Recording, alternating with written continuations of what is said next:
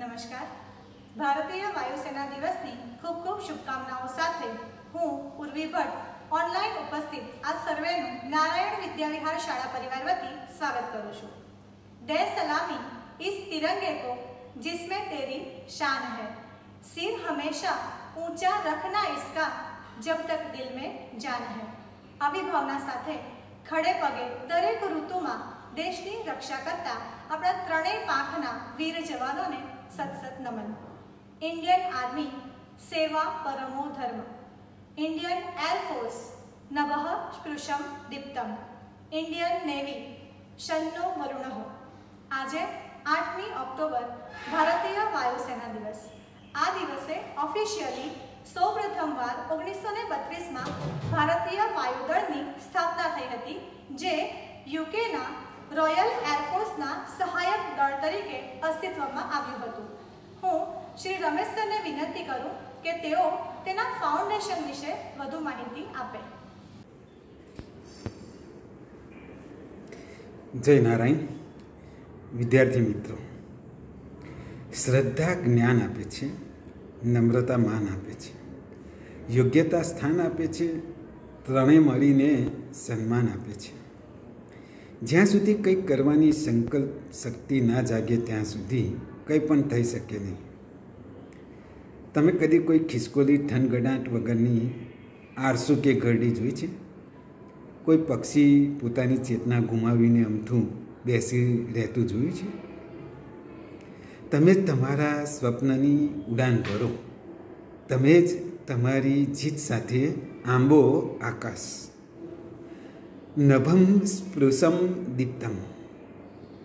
જીત સાથે આંબો આકાશ. હા, હવે કંઈક યાદ આવ્યું? આજનો વિશેષ દિન મહિમા. હું આ સૂત્ર જે બોલ્યો તે તમે સાંભળ્યું છે કે નહીં? ચાલો હું જ તમને કહી દઉં. આજે 8મી ઓક્ટોબર એરફોર્સ ડે છે. આ તેનો 89મો વાયુસેના ડે છે. સૌને વાયુસેના દિવસની ખૂબ ખૂબ શુભકામનાઓ. મિત્રો, ભારતીય વાયુસેનાનો આ જન્મદિવસ છે. Happy birthday air force.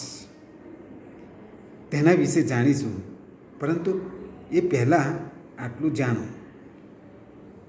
દરેક દેશ પોતાના દેશની સરહદોના રક્ષણ માટે પોતાની સેના રાખે છે. આ સેનાઓ કેટલા પ્રકારની હોય છે તે તમે જાણો જ છો ને?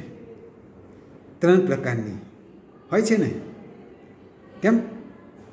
હા, એક છે ભૂમિ સેના, બીજી વાયુસેના, ત્રીજી નૌકા સેના.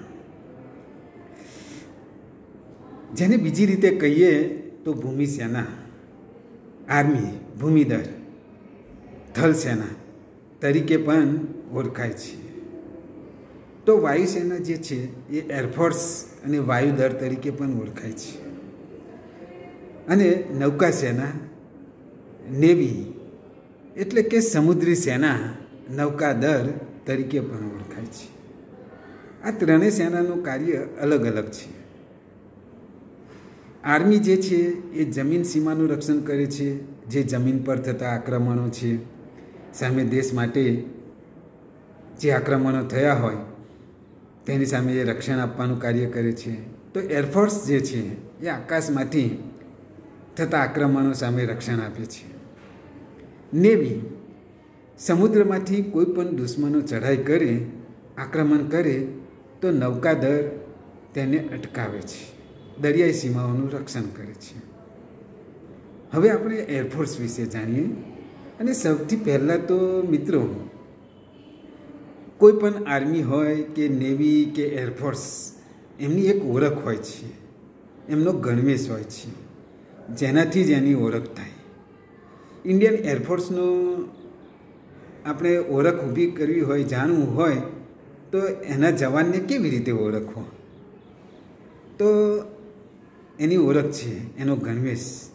નેવી બ્લુ કલરની પેન્ટ, સ્કાય બ્લુ કલરનો શર્ટ એટલે કે આછા વાદળી કલરનો શર્ટ, અને માથા ઉપર નેવી બ્લુ કલરની ટોપી, કેપ પહેરે છે.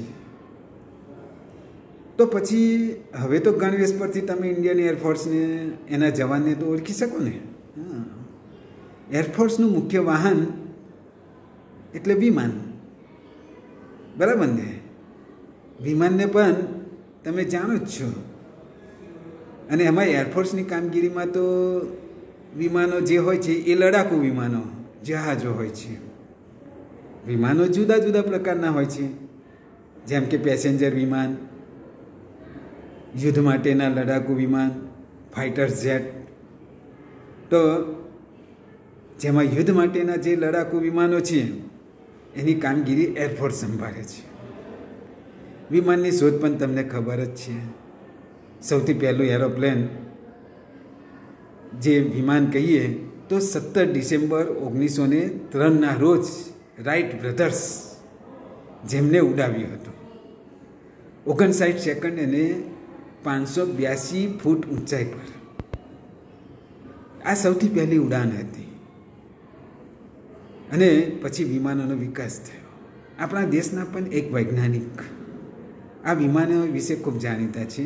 તેમણે પણ એના વિશે ખૂબ સંશોધન કાર્ય કર્યું, જેમનું નામ છે શિવકર બાપુજી તલપડે.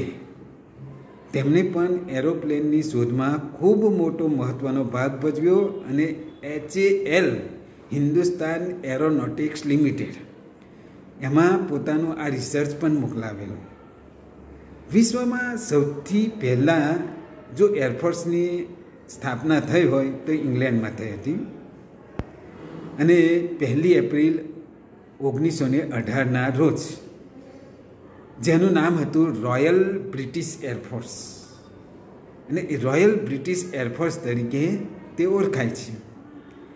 ત્યારે આપણો દેશ અંગ્રેજોના ગુલામ દેશ તરીકે હતો. અંગ્રેજોએ પણ પછી ભારતમાં તેની પાંખ રૂપે તેની સ્થાપના કરી, જે આજના દિવસે એટલે કે 8 ઓક્ટોબર 1932ના રોજ.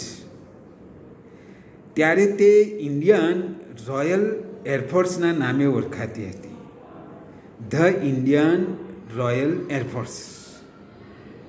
અને એની પહેલી સ્ક્વોડ્રન જે હતી એ 1933માં શરૂ થયેલી.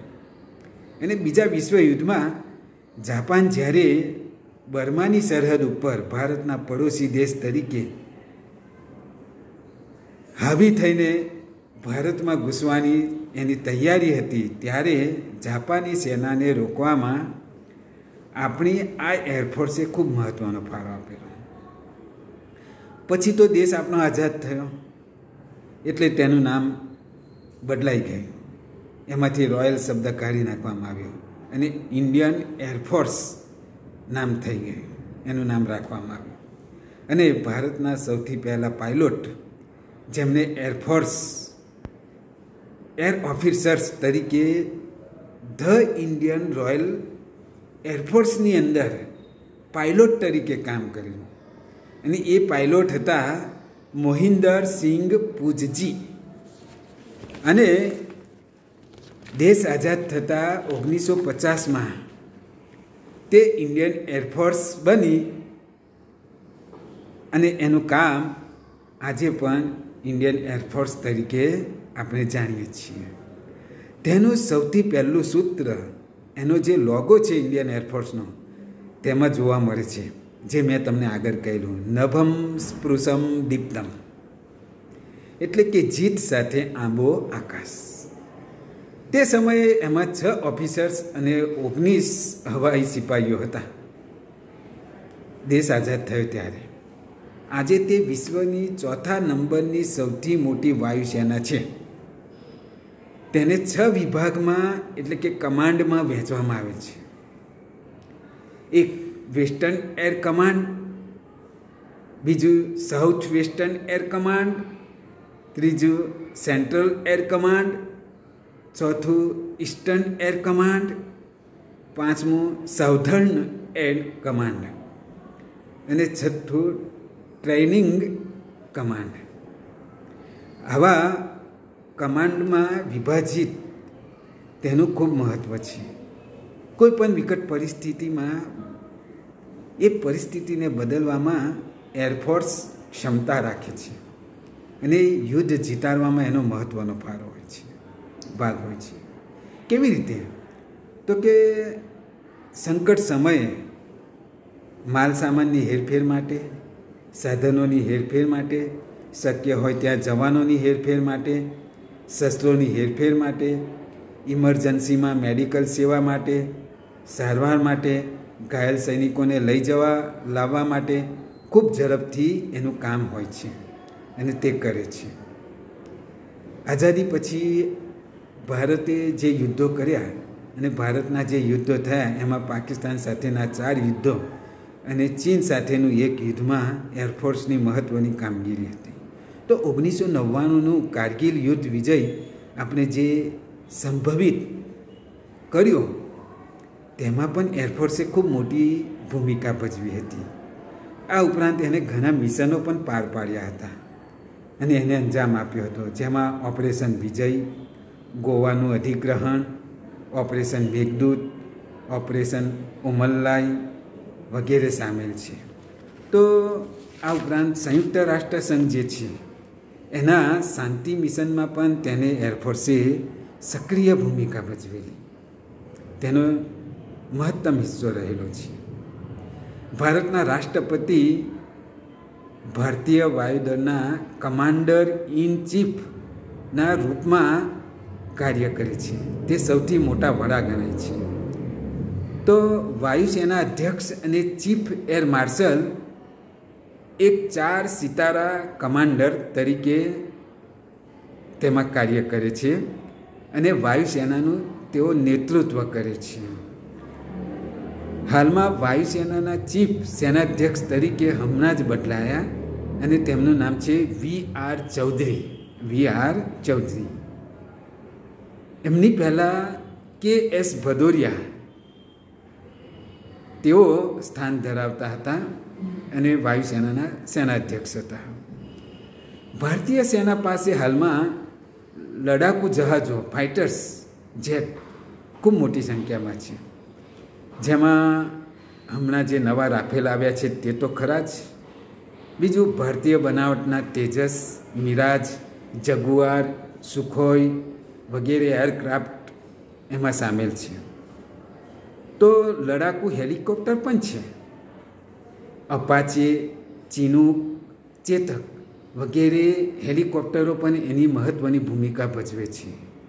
ભારત પાસે હાલમાં 1,40,000 જેટલું સૈન્ય બળ છે એરફોર્સનું, જે ભારતને ખૂબ જ શક્તિ પ્રદાન કરે છે.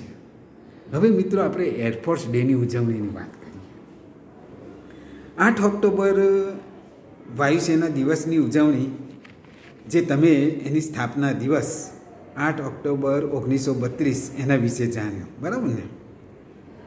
પરંતુ એની ઉજવણી આપણે ત્યાં દિલ્હીમાં જ થયા કરતી હતી અને પાલમ જે એરફોર્સ સ્ટેશન છે ત્યાં એની ઉજવણી કરવામાં આવતી હતી. પરંતુ 2005 અને 2006થી દિલ્હીની આ રાજધાની તરીકેની બાબતમાં પાલમ એરફોર્સ જે હતું, એક તો વિમાનોની અવર જવર વધારે થતી હતી, એટલે કે એર ટ્રાફિકને કારણે પછી એનું સ્તર બદલવામાં આવ્યું અને ઉજવણી ગાઝિયાબાદના હિન્દોલ એરફોર્સ બેઝ ખાતે કરવાની શરૂઆત થઈ. એરફોર્સ ડેના રોજ હિન્દોલ એરફોર્સ બેઝ ખાતે ત્યાં ખૂબ ધૂમધામથી એની ઉજવણી કરવામાં આવે છે. આપણા વાયુદળના વડા એમાં હાજર હોય છે અને વિવિધ અનેક કાર્યક્રમો યોજાય છે, જેમાં મહિલા અને પુરુષ જવાનો સાથે મળીને પરેડ પણ કરે છે. તો વાયુદળના જે વડા છે તેઓ દ્વારા એરથોમ રિસેપ્શન સેરેમનીનું આયોજન કરવામાં આવે છે, જેમાં ટોચના નેતાઓ હાજરી આપે છે અને સરકારી અધિકારીઓ હાજરી આપે છે. ત્યાં જેમને એરફોર્સની અંદર સારી કામગીરી બજાવી હોય છે તેવા એરફોર્સ જવાનોને મેડલ એનાયત પણ કરવામાં આવે છે. તો ભારતીય સેનામાંથી જે જવાનો અગાઉ અને આ કામગીરી દરમિયાન શહીદ થયા હોય તો અત્યાર સુધીના આ જવાનોને શ્રદ્ધાંજલિ પણ આપવામાં આવે છે. આ ઉપરાંત એરફોર્સની મહત્ત્વની તે વખતની કામગીરીમાં જોઈએ તો ફ્લાય પાસ્ટ અને વાયુદળના વડાનું ભાષણ આ કાર્યક્રમોમાં મુખ્ય હોય છે, આકર્ષણરૂપ.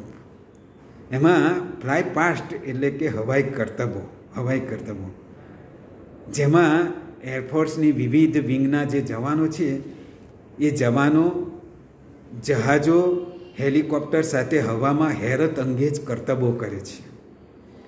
આ માટે એક દિવસ પહેલાં ફૂલ ડ્રેસમાં એનું રિહર્સલ પણ કરવામાં આવે અને રિહર્સલ થયા પછી બીજા દિવસે તેની આ રીતે હવાઈ કરતબો પાછી તમને જોવા મળે. ગયા વર્ષે 88મો એરફોર્સ ડે હતો. કોરોના મહામારીને કારણે એમાં ખૂબ પાંખી હાજરી દ્વારા એની ઉજવણી કરવામાં આવેલી. ત્યારે Tejas LCA, MiG-29, Sukhoi 30, Rafale વગેરે કરતબો બતાવેલા. તો હેલિકોપ્ટર Mi-17V5, ચિનોય Mi-35, ALH રુદ્ર અને અપાચે એને પણ પોતાની હવાઈ કરતબો બતાવેલી. ચાલુ વર્ષે આ વર્ષે એરફોર્સનો આ 89મો જન્મદિવસ છે અને આ દિવસે આ રીતે વાયુસેના તેની ઉજવણી કરશે અને કરે છે, આજે કરશે.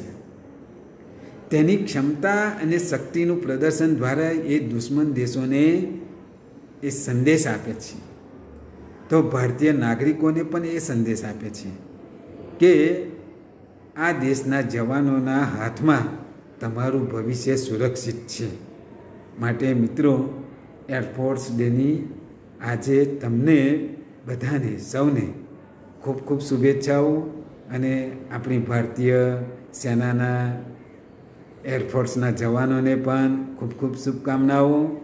એમને પણ એરફોર્સ ડે માટે ખૂબ ખૂબ વધાઈઓ અને અભિનંદન. જય હિન્દ, જય ભારત. આભાર સર. સાંપ્રત સમયમાં એરફોર્સની તાકાત અને તેના સાધનોની જાણકારી માટે હું શ્રી હિતેન્દ્રસિંહ રાજ સરને વિનંતી કરું છું. શ્રી હિતેન્દ્રસિંહ રાજ સર. નમસ્કાર. અગાઉ રમેશ સરે ભારતીય વાયુદળનો ઇતિહાસ વિશે આપણને માહિતગાર કર્યા. હવે ભારતીય હવાઈ દળની ભારતની ક્ષમતા કેટલી, ભારત પાસે કેટલા ફાઇટર પ્લેન છે, કેટલા હેલિકોપ્ટર છે, કેટલા પેસેન્જર પ્લેન છે, એના વિશે હું આજે વાત કરીશ. ભારત દુનિયામાં 4થા નંબરની શક્તિશાળી વાયુસેનાની ગણતરી થાય છે, જેમાં પ્રથમ ક્રમે અમેરિકા, બીજા ક્રમે રશિયા, ત્રીજા ક્રમે ઇઝરાયલ અને ચોથા ક્રમે ભારતનો સમાવેશ થાય છે. ભારતીય હવાઈ દળ પાસે હાલમાં 1700 એરક્રાફ્ટ છે, જેમાં 900 કોમ્બેક્ટ એરક્રાફ્ટ છે, જે આપણે આપણી ભાષાની અંદર ફાઇટર પ્લેન તરીકે જાણીતા છે. ભારત પાસે મુખ્યત્વે રશિયા, ફ્રાન્સ, અમેરિકા તથા સ્વદેશના બનેલા એરક્રાફ્ટ, જેમાં fighter plane, helicopter, transport aircraft નીચે મુજબ હું તમને માહિતગાર કરું છું. પ્રથમ, ધ સુખોઈ Su-30 MKI, ભારતનું સૌથી આધુનિક લડાકુ વિમાન, જે air two air, air to ground પ્રહાર કરવાની ક્ષમતા ધરાવે છે. આ સુખોઈ 30 4th જનરેશનનો ફાઇટર પ્લેન ગણાય છે. એની અંદર એર રિફ્યુલિંગ સિસ્ટમ એટલે કે હવામાં ઈંધણ લેવાની ક્ષમતા ધરાવે છે, જે 3000 કિલોમીટર સુધી અથવા તો 3.75 સુધી એની મેક્સિમમ એની કેપેસિટી છે. આ જે પ્લેન છે ભારતે રશિયા પાસેથી ખરીદવામાં આવેલું અને હાલમાં ભારતની હિન્દુસ્તાન એરોનોટિકલ લિમિટેડ કંપની દ્વારા તેનું ઉત્પાદન થાય છે. ન્યુક્લિયર કેપેબલ એરક્રાફ્ટ એટલે કે અણુબોમ્બની ક્ષમતા ધરાવતું આજે વિમાન આપણી પાસે હાલમાં છે. ભારત પાસે હાલમાં 272 સુખોઈ વિમાન છે, જેની કિંમત છે $62 મિલિયન પર એરક્રાફ્ટ. આની જે ક્ષમતા છે એર ટુ સરફેસ મિસાઇલ લાદવાની એની સૌથી શ્રેષ્ઠ કહી શકાય એની કેપેસિટી. ત્યાર પછી સેકન્ડ નંબર પર જે હાલમાં બહુ વધારે પડતું ચર્ચાસ્પદ બનેલું રાફેલ. ભારતે ફ્રાન્સની કંપની ધ ડેસોલ એવિએશન પાસેથી 36 ફાઇટર જેટનો કરાર કરેલો, જેની કિંમત 59,000 કરોડ. એની જે કેપેસિટી છે અને એ કેપેસિટી મુજબ આપણે જોઈએ તો આ જે પ્લેન છે એ 4.5 જનરેશન એટલે સુખોઈ 30 કરતાં પણ એ આધુનિક વિમાન ગણાય છે. હાલમાં ભારતની અંદર 36 ફાઇટર પ્લેનમાંથી 5 ફાઇટર પ્લેન અંબાલા એરબેઝ પર સેવારત થયેલા છે. એની જે ખાસિયત છે એ 3 single seated 2 twin seated combat jet કે જેની અંદર હેમર મિસાઇલથી સજ્જ થયેલા છે. આ વિમાન પર ન્યુક્લિયર કેપેબલ એરક્રાફ્ટ ગણાય છે, જેની કિંમત છે 1670 કરોડ પર એરક્રાફ્ટ ગણાય છે. ત્યાર પછી ત્રીજા નંબર પર મિરાજ 2000. આ જે વિમાન છે એ ચોથી પેઢીનું ફાઇટર પ્લેન ગણાય છે.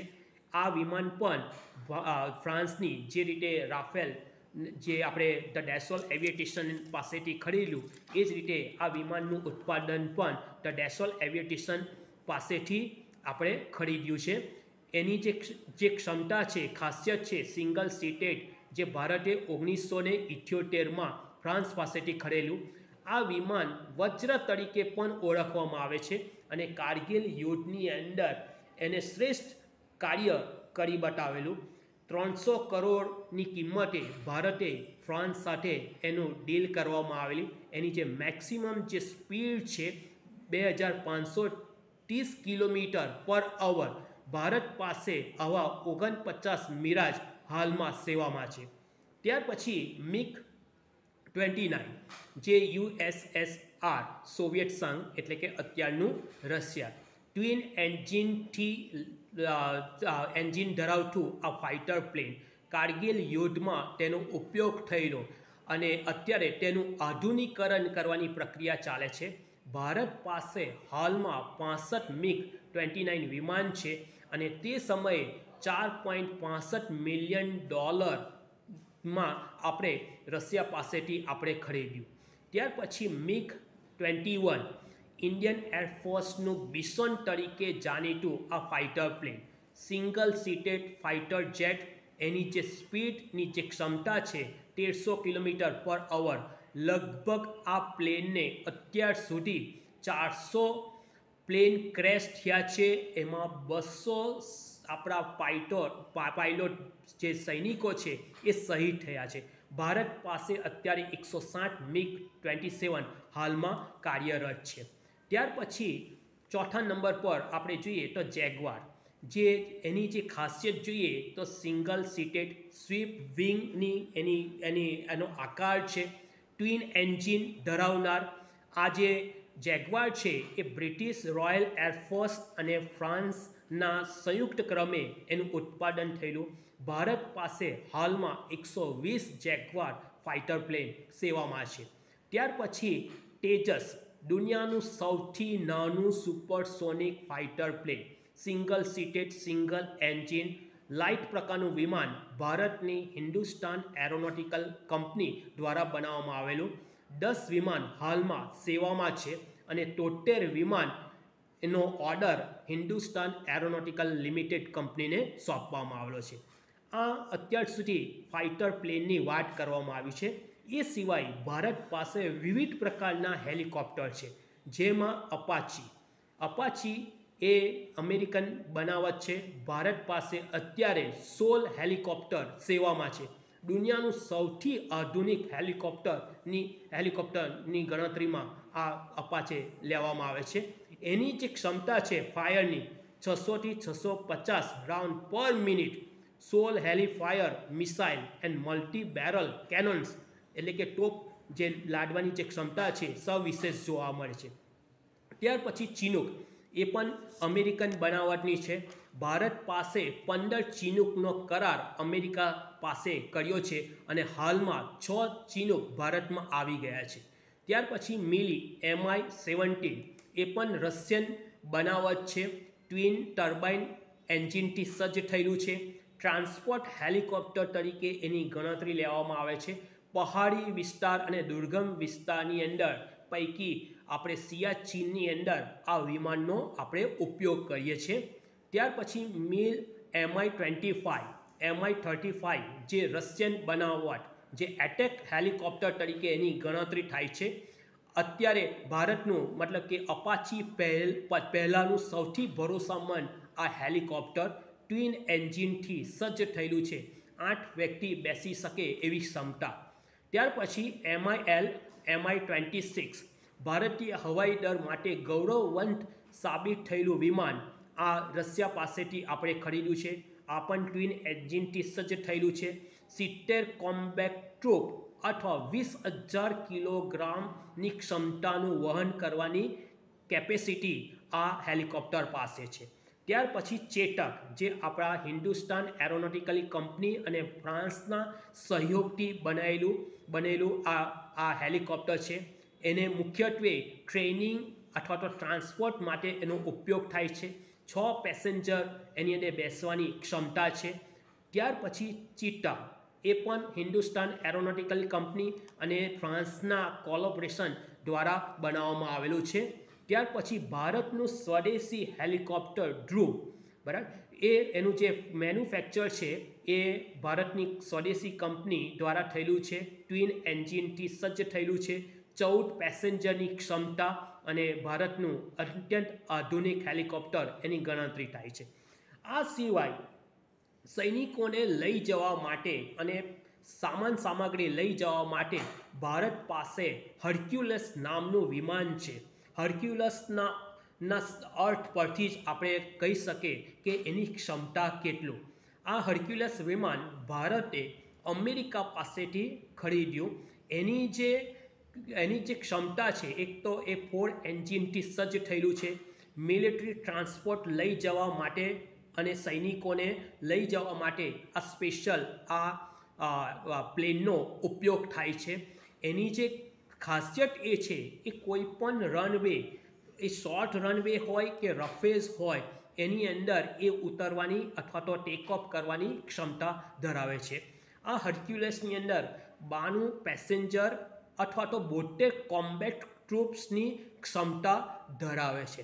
એટલે આ રીતે જોઈએ તો હાલમાં ભારત પાસે અત્યંત આધુનિક fighter plane, helicopter, passenger plane Bharat પોતાના કંપની હિન્દુસ્તાન એરોનોટિકલ કંપની તદ ઉપરાંત વિદેશી કંપનીઓ સાથેના સહયોગથી ભારતની અંદર વાયુસેનાની અંદર આપણે ઘણા બધા આગળ પડતા હોય છે. તો આ આપણા એરફોર્સ દિવસે આપણે જોઈએ છીએ કે ભારતની હવાઈ દળની જે ક્ષમતા કેટલી છે એ ખરેખર અભિનંદનને પાત્ર છે. Thank you. આભાર સર. આપણા એરફોર્સમાં દેશની રક્ષા કાજે જોડાવા માટે કઈ કઈ યોગ્યતા જરૂરી છે તે અંગે માહિતી આપવા માટે હું શ્રી તરુણસિંહ પડિયાર સરને આમંત્રિત કરું છું. શ્રી તરુણ સર. નમસ્કાર. ઇન્ડિયન એરફોર્સ ડે આપણે જ્યારે ઉજવી રહ્યા છે ત્યારે આપણને શ્રી રાજ સર જેમની પાસેથી તથા આપણા રમેશભાઈ સાહેબ કે જેમની પાસેથી આપણને સરસ એવી માહિતી મળી અને એમ કહી શકીએ કે એરફોર્સની અંદર જે જુદી જુદી જગ્યા અને જુદી જુદી પોસ્ટ માટેની વ્યક્તિઓની નિમણૂક થતી હોય છે.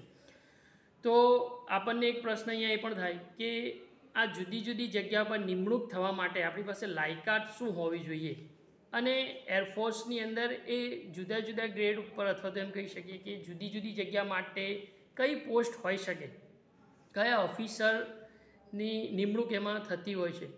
તો ખાસ કરીને આપણે જોઈએ તો NDAની જે એક્ઝામ છે એ પાસ કર્યા બાદ આપણે flying officer, flying lieutenant, squadron leader, wing commander, group captain, air commander, air vice marshal, air chief marshal અને માર્શલ ઓફ એરફોર્સ આવી જુદી જુદી પોસ્ટ માટે આપણને અહીંયા નિમણૂક મળી શકે છે. પરંતુ અહીંયા આપણને વિચાર એ આવે કે ભાઈ આ બધા જગ્યા માટે નિમણૂક થવા માટે આપણી પાસે એજ્યુકેશન લાયકાત શું હોવી જોઈએ, ક્વોલિફિકેશન આપણી પાસે શું હોવું જોઈએ. તો લશ્કરની ત્રણેય પાંખની આપણે વાત કરીએ તો આર્મી, નેવી અને એરફોર્સમાં ઓફિસર બનવા માટે તમારે નેશનલ ડિફેન્સ એકેડમી NDA ની પરીક્ષા પાસ કરવી પડે. આ પરીક્ષા UPSC દ્વારા વર્ષમાં 2 વખત લેવામાં આવે છે. રોમાંચક, સાહસપૂર્ણ અને ગૌરવપૂર્ણ કારકિર્દી બનાવવા માગતા તેજસ્વી વિદ્યાર્થીઓએ NDAની એક્ઝામ માટેની ખરેખર તૈયારી કરવી જોઈએ. આર્મી, નેવી અને એરફોર્સ માટે 3 વિંગ પૈકી નેવી અને એરફોર્સ માટે ખાસ કરીને વિદ્યાર્થીઓએ સાયન્સ લાઇન પસંદ કરવી જોઈએ. કારણ કે આજના યુગની અંદર એરફોર્સને અદ્યતન ટેકનોલોજીથી સુસજ્જ કરવામાં આવેલ છે. અદ્યતન કમ્પ્યુટરાઇઝ પ્લેન, જહાજો, શસ્ત્રો, રડાર વગેરેનું ટેકનિકલ નોલેજ ધરાવતા કુશળ એન્જિનિયરો તૈયાર કરવાનું અને ત્યારબાદ એને ઓફિસર બનાવવાનું કાર્ય NDA દ્વારા થાય છે. આથી આ ક્ષેત્રમાં ખાસ કરીને સાયન્સના ટેલેન્ટેડ યુવાનોની એક તીવ્ર માંગ રહે છે. NDAની પરીક્ષામાં ઉત્તીર્ણ થનાર વિદ્યાર્થીઓને પુણે નજીક ખડકવાસલા ખાતે રમણીય કેમ્પસ જે ઊભું કરેલ છે તો એમાં તાલીમ આપવામાં આવે છે. તાલીમ દરમિયાન એન્જિનિયરિંગનું હાઈફાઈ એજ્યુકેશન ઉપરાંત ઓફિસરની ટ્રેનિંગ પણ આપવામાં આવે છે. તો એના માટે આપણે જોઈએ તો પ્રવેશ લાયકાત શું? તો એરફોર્સ માટે ધોરણ 12 સાયન્સના વિદ્યાર્થીઓ જ પ્રવેશ પાત્ર છે. હા, જે કંઈક જુદા જુદા કોર્સ છે એમાં કોમર્સવાળા માટે પણ જગ્યા છે, પણ ખાસ કરીને આપણે જોઈએ તો એરફોર્સ માટે આપણા માટે સાયન્સ લાઇન બહુ બેસ્ટ રહેશે. ધોરણ 12માં ગ્રુપ એના વિષયો અથવા તો AB ગ્રુપ હોવું જોઈએ. ધોરણ 12 સાયન્સમાં ભણતા વિદ્યાર્થીઓ પણ ફોર્મ ભરી શકે છે. એટલે આપણા માટે એમ કહી શકીએ કે ધોરણ 12 કેરિયરનું વર્ષ છે અને સાથે સાથે એરફોર્સમાં જોડાવા માટેની એક વિશેષ તક આપણને એમાંથી મળે છે. તો હવે NDAની એક્ઝામની સાથે સાથે આપણે વાત કરીએ તો આ કોર્સિસ માટે ઉંમર જે છે એ 16 વર્ષથી 19 વર્ષ વચ્ચેની હોવી જોઈએ. તો આ જે ઉંમરના સ્ટુડન્ટ છે એ આ એક્ઝામ માટે ક્લિયર માટે જઈ શકે છે. NDAની પરીક્ષા સામાન્ય રીતે આપણે જોઈએ તો ઓક્ટોબર-નવેમ્બરમાં લેવાતી હોય છે. એક્ઝામ પેપરમાં મેથ્સનું પેપર જે છે એ 300 ગુણ જે 2.5 કલાકમાં આપણે કમ્પ્લીટ કરવાનું છે. જનરલ એલિજિબિલિટી ટેસ્ટ 600 ગુણ જે એ પણ 2.5 કલાકની અંદર આપણે એને ક્લિયર કરવાનું છે. તો આ જે એક્ઝામ છે એ એક્ઝામ ક્લિયર કરી અને આપણે NDAની એક્ઝામ દ્વારા એરફોર્સની જુદી જુદી પોસ્ટ માટે એપ્લાય કરી શકીએ છીએ. તો એના માટેની ખાસ આપણી જે તૈયારી છે એમાં મેથ્સ અને એ બધા વિષયો આપણા કમ્પ્લીટ હોય તો આપણે એમાં જોડાઈ શકીએ છીએ. હવે એની સાથે સાથે જુદી જુદી જગ્યા માટેની આપણે વાત કરીએ તો એરફોર્સમાં ગ્રાઉન્ડ ડ્યુટી ઓફિસર્સ કોર્સ એટલે કે જે પુરુષ અધિકારીઓ એમાં જોડાઈ શકે છે. મહિલા અધિકારીઓ પણ એમાં હવે આપણે એમાં એવું કહી શકીએ કે એમના માટે પણ ઘણી બધી સરસ તકો ઊભી થઈ છે. તો એડમિનિસ્ટ્રેટિવ, એકાઉન્ટ્સ, એજ્યુકેશન અને મટીરિયોલોજીકલ બ્રાન્ચો જે છે એમાં જુદી જુદી જગ્યા માટે આપણે એપ્લાય કરી શકીએ છીએ. તો એમાં પહેલી વાત કરીએ આપણે એડમિનિસ્ટ્રેટિવ જે બ્રાન્ચની આપણે વાત કરીએ તો ઓછામાં ઓછા 60% સાથે કોઈપણ વિદ્યાશાખા માન્ય યુનિવર્સિટીમાં સ્નાતક વિદ્યાર્થી જે 20થી 25 વર્ષની ઉંમર ધરાવતા હોય તો એમાં એપ્લાય કરી શકે છે. આ સાથે સાથે 50% માર્ક સાથે કોઈપણ વિષયના અનુસ્નાતક અથવા ઓછામાં ઓછા 50% સાથે post graduate diploma in business એડમિનિસ્ટ્રેશનની જે લાયકાત ધરાવતા વિદ્યાર્થીઓ છે એ આ પોસ્ટ માટે એપ્લાય કરી શકે છે. આ સાથે સાથે BCom, MCom અને એની સાથે સાથે કોઈ ચાર્ટર એકાઉન્ટન્ટ, રજિસ્ટર્ડ અથવા તો ઇન્કોર્પોરેશન એકાઉન્ટ હોવું જરૂરી છે. તો આ સાથે આપણે જે એડમિનિસ્ટ્રેટિવ પોસ્ટ છે એની અંદર આપણે જોડાઈ શકીએ છીએ. ત્યારબાદ આપણે વાત કરીએ બીજી પોસ્ટ છે આપણી મટીરિયોલોજીકલ બ્રાન્ચ કે જેની અંદર ઓછામાં ઓછા 70% માર્ક સાથે ફિઝિક્સ, એપ્લાઇડ ફિઝિક્સ, મટીરિયોલોજી અથવા તો જીઓફિઝિક્સ અને ઓશનોગ્રાફી, મેથ્સ એપ્લાઇડ મેથેમેટિક્સ MScની પદવી ધરાવતા વિદ્યાર્થીઓ જે 20 થી 25 વર્ષની ઉંમરની વય મર્યાદા છે કે જેની અંદર આપણે જોડાઈ શકીએ છીએ.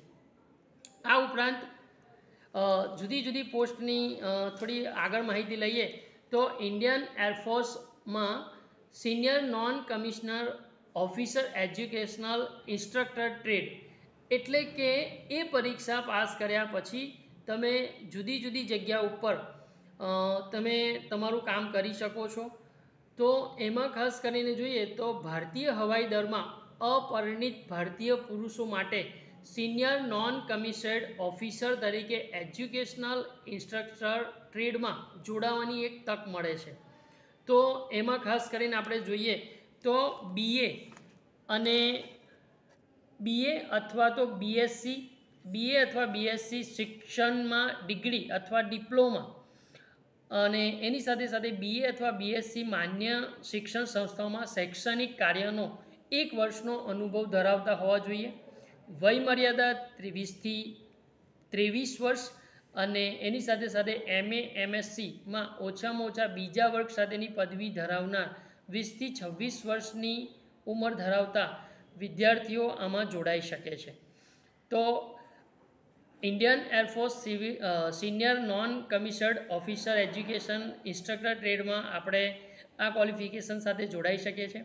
અને એની સાથે સાથે આજે એવું કહી શકીએ કે જ્યારે મહિલાઓનું મહત્ત્વ વધ્યું છે ત્યારે ભારતીય હવાઈ દળમાં મહિલાઓ માટે મહિલા પાયલટ એટલે કે એરફોર્સમાં મહિલા પાયલટ શોર્ટ સર્વિસ કમિશનમાં આપણે મહિલાઓને એક વિશેષ તક મળી છે.